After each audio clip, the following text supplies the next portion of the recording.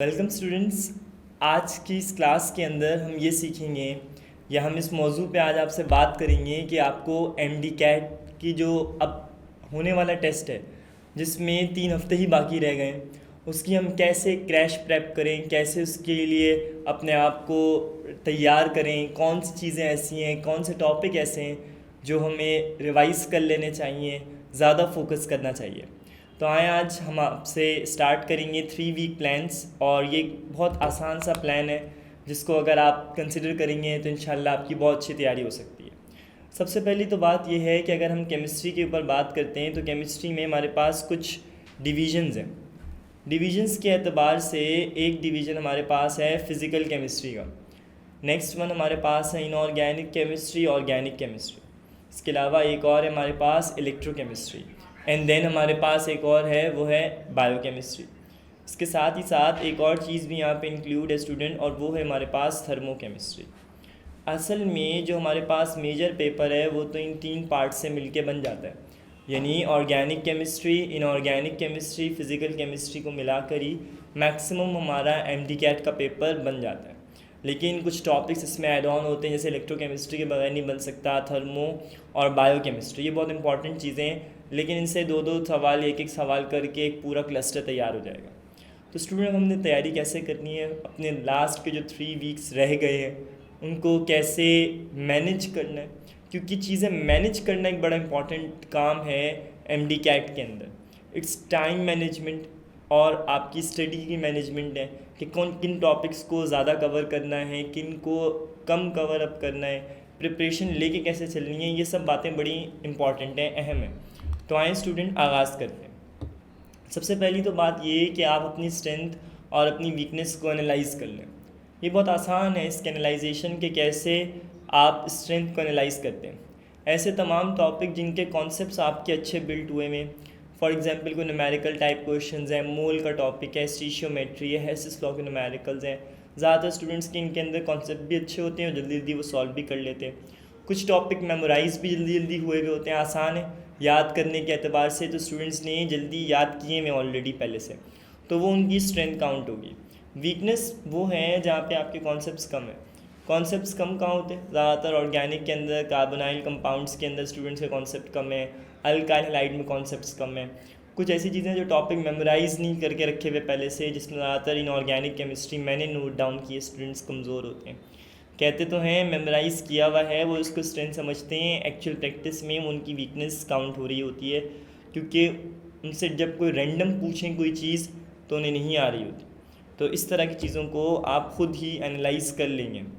Next, कुछ focus अपनी weakness को ख़त्म करने का कुछ तरीक़ेकार हैं, उन पे मैं ज़्यादा फोकस भी करना चाहता हूँ ताकि आपको पता चले। सबसे पहली बात, आप कोई भी कंटेंट जो भी आप समझते हैं कि आपका वो वीक है, एक एग्जांपल के तौर पे मैंने सोचा भाई मेरा एक टॉपिक है हाइब्रिडाइजेशन का, ये वीक है। माँ मुझसे पूछें सर हाइब्रिडाइजेशन का टॉपिक आएगा? बिल्कुल आएगा बेटा, हाइब्रिडाइजेशन से कोई ना कोई एमसीक्यू से लाजमी आएगा। तो पहले आप उसका कंटेंट को लिसन कर लें, समझ लें, रिकॉर्डेड लेक्चर्स देख लें उसके, ताकि आपको बात समझ में आ जाए, क्योंकि इस टाइम एट द मोमेंट आपको कोई फिज़िकली तो पढ़ाएगा नहीं। जो भी इसकी मेजर स्टेटमेंट्स हैं उस टॉपिक की, उसको आप बोल्ड कर लें, मेजर को। बाकी XYZ फर्दर जो उसकी एक्सप्लेनेशंस हैं उन्हें आप ओमिट आउट कर सकते हैं। फिर आप क्या करेंगे मेरा बेटा, अपने कॉन्सेप्ट्स को बिल्ड कर लेंगे। एट दी एंड उस टॉपिक का एक चार्ट बना लें। जैसे आप उसको एक चार्ट में समराइज़ कर लेंगे, ऑलमोस्ट ये टॉपिक इज़ डन, और उसको अगर आप रिवाइज़ कर लेंगे तो बहुत अच्छी बात हो जाएगी। जब आप ये काम कर लें स्टूडेंट्स, तो उसके बाद आपने एक आसान तरीन काम और करना है, जो कि सबसे इंपॉर्टेंट काम में भी शुमार होता है, वो उसके MCQs हैं जो आपने अटैम्प्ट करने हैं। अब मटेरियल कहाँ से आता है MCQs का, ये क्या होता है, इस पर मैं थोड़ी देर बाद आपसे गुफ्तगू करूँगा। आसान बात समझ लें, पहले आप टॉपिक को लिसन कर लें, मेन चीज़ों को बोल्ड कर लें, उसके बाद उनका एक चार्ट डेवलप कर लें, चार्ट बना लें, and then move on towards the MCQ। Direct MCQs करेंगे प्रॉब्लम क्रिएट हो सकती है, अपने आप को प्रॉब्लम में ना फंसाएं। अच्छा, अब होता क्या है, जो वीक टॉपिक है, आपको लग रहा है कि वो वीक है आपके, और अगर वो MCAT के लिए इम्पॉर्टेंट है तो उसके लिए लेक्चर देख लें, बुक रीड कर लें, पहले काम। सेल्फ स्टडी सबसे इंपॉर्टेंट चीज़ है स्टूडेंट, अगर आप सेल्फ स्टडी करेंगे तो आपके पास बड़ा बेनिफिट हो जाएगा इन टर्म्स आपकी खुद की, क्योंकि बात ये कि ये टॉपिक आपको खुद करने, ये याद रखें, कोई दूसरा आके आपके दिमाग के अंदर फीड नहीं कर सकता। डेट्स इम्पॉर्टेंट थिंग, आपको खुद करना है ये, आपको खुद सारे कॉन्सेप्ट्स को समराइज़ करना है in the form of chart diagrams, और रिवीजन के ऊपर ध्यान देना है। ऐसा ना हो भूल रहे हो, सर हम ये याद करते हैं भूल जाते हैं, बेटा भूलेंगे ना, एक टॉपिक पढ़ा पे 3 महीने बाद उसको देख रहे हैं तो भूल ही जाएंगे।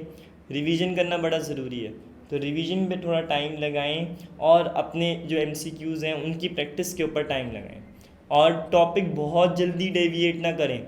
साल के तौर पे हाइब्रिडाइजेशन के बाद अगला टॉपिक स्टार्ट कर रहे हैं, उसी से कोई रिलेट टॉपिक स्टार्ट करें, जैसे विस्पर स्टार्ट कर दें। ऐसा ना करें कि आप थर्मोकेमिस्ट्री में घुस जाएं और थर्मो के बाद फ़ौरन इलेक्ट्रो में, इस तरह से नहीं होता। चीज़ों को स्टेप बाय स्टेप्स लेके चलना पड़ता है और एक ख़ास पैटर्न में लेके चलना पड़ता है। सर वो ख़ास पैटर्न एक्चुअल प्रैक्टिस में होता क्या है, तो भाई उस पर अभी हम बात कर रहे हैं आपसे। पहले तो आप ये समझें कि when we talk about the self assessment, तो सेल्फ असेसमेंट में क्या होता है स्टूडेंट, हमारे पास मॉक टेस्ट करें तैयार, जिस भी यूनिवर्सिटी में जा रहे हैं, अभी आप MD कैट में जा रहे हैं, जनरल बात बता रहा हूँ, किसी भी यूनिवर्सिटी में अगर आप टेस्ट देते हैं तो आपको उसके पास पेपर्स पे कमांड होनी चाहिए, और उससे रिलेट कोई बुकलेट ले लें, उस यूनिवर्सिटी का नाम लगा हुआ। सर ज़्यादातर रेप्लिकाज होते हैं, होने दें, उससे कोई फ़र्क नहीं पड़ता, कम से कम वो एक्चुअल क्वेश्चन की कुछ हाइलाइट्स तो आपके पास आ जाती हैं। अगर आप मॉक टेस्ट, पास पेपर और MCQs बुकलेट की तैयारी करना चाह रहे हैं मगर मटेरियल तो है नहीं आपके पास, आपको ये तो समझ में आ गया कि past papers are very essential tool to prepare yourself for the upcoming course. कहाँ से लाएंगे ये, तो मेरा बेटा इसके लिए आप छाजाव ऐप को डाउनलोड करें, और छाजाव ऐप में आप MD कैट सिंध में क्लिक करेंगे तो जैसे ही आप MD कैट के सेक्शन में जाएंगे आपको वहाँ पास पेपर्स मिलेंगे, फुल लेंथ टेस्ट मिलेंगे, चैप्टर टेस्ट मिलेंगे। आप 1 बाय 1 उसको सॉल्व करना शुरू करें, एक स्कीम के तहत इन सब चीज़ों को लेके चलें ताकि आपको आगे चल के किसी किस्म की कोई प्रॉब्लम ना हो। अब ये स्कीम है क्या, कैसे आपको इन चीज़ों को लेके चलना है, तो बहुत ही मैंने आसान कर दिया है, सब कुछ को समराइज़ किया है। मेरी बातों को बहुत ध्यान से सुनिएगा मेरे बेटा। सबसे पहली बात, आपके पास बस 3 हफ्ते हैं, माइंड सेट ये कर लें, 3-4 दिन अगर ऊपर भी हैं सो निगलेक्ट देम। मेरा बेटा सबसे पहली बात, डे 1 में आपने बेसिक कॉन्सेप्ट्स पढ़ने, फार्मूला से मुराद एम्पेरिकल फार्मूला, मॉलिक्यूलर फार्मूला, आपके पास बेसिक कॉन्सेप्ट्स में मोल्स हैं, स्टीशियोमेट्री है, कुछ कॉन्स्टेंट्स हैं जो आपको याद करने हैं, these things are very important. ये आपने डे 1 में कर लिया। Next move toward the day 2। अब डे 2 में आप देखें थीम मैंने बना दी एक पूरी, आप एटॉमिक स्ट्रक्चर और केमिकल बॉन्डिंग पढ़ेंगे, चैप्टर पढ़ लेंगे एक दफ़ा थॉरली, लेक्चर उसका देख लेंगे, रिकॉर्डेड लेक्चर वो भी छाजाव ऐप पे मौजूद है, उसके बाद उसके MCQs कर लिए। डे 3 में आए केमिकल इक्विलिब्रियम और थर्मोकेमिस्ट्री सॉल्व कर लिया। डे 4 में आए kinetics, acid basis and salt. Day 5 में आए solution in colloids and electrochemistry.